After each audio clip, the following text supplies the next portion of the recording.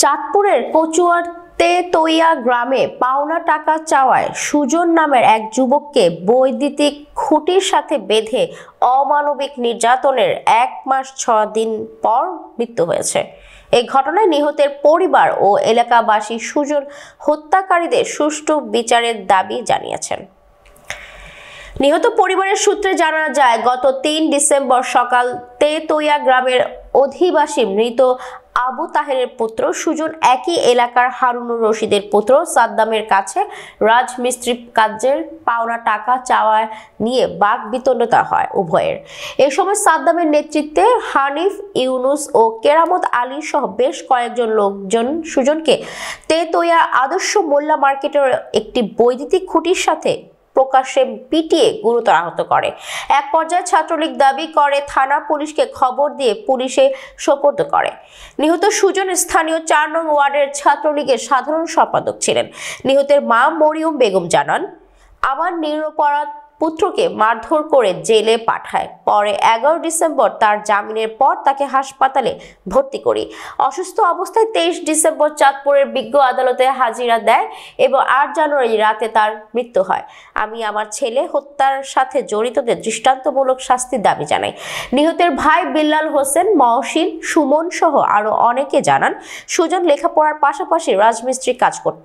পাওনা টাকা চাইতে গিয়ে আমার ভাইয়ের ওপর অমানবিক নির্যাতন ও মারধর করে পুলিশে দেয়। প্রতিপক্ষদের অমানবিক নির্যাতনের কারণ ও চিকিৎসার অভাবে আমার ভাই মারা গেছে। খোঁজ খবর না নিয়ে উল্টো হামলাকারীরা আমাদের বিভিন্নভাবে হুমকি ধমকি দিচ্ছে।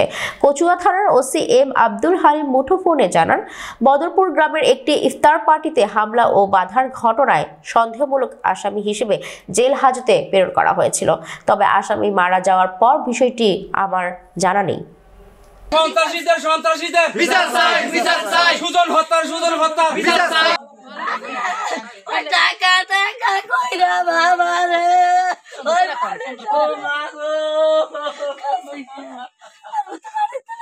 কারণে পিরাইলো তার অপরাধ থেকে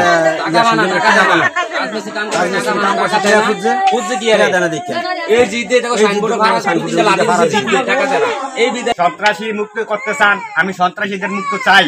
আপনারা সাত কিনা সবাই? আমি সন্ত্রাসীদের মুক্ত চাই, আপনার সামনে আমরা সবাই চাই। আমি সন্ত্রাসীদের মুক্ত চাই, এই বলে আমার কথা আমি ব্যর্থতা রাখি। 8 তারিখে রাত্রে আসার পরে আমার আম্মাই কইতে আছে যে কেমন কেমন করে একটু বাড়িতে আয়। আমি চা দন বন্ধ করে বাড়িতে আইছি, আয়া দিয়ে এটা চোখ মুখ এমনি উঠে যাই গিয়া। পরে সিএনজি একটা ঠিক করছি, সিএনজি ঠিক করে ফাটাইছি। কত যাইতে যাইতে আমার ভাই মারা গেছে। আর আমার ভাইয়ের এই দুটোটা পাও ফাটাই লাইছি, এই পাওটা অপারেশন করাইছি। এই অপারেশনের ছবি আছে, ভিডিও আছে ফেসবুকে, রিসার্চি বহুত। আমরা ভাই রে ভাই, ওই কোন গা খাইতে এরম না কামে করে।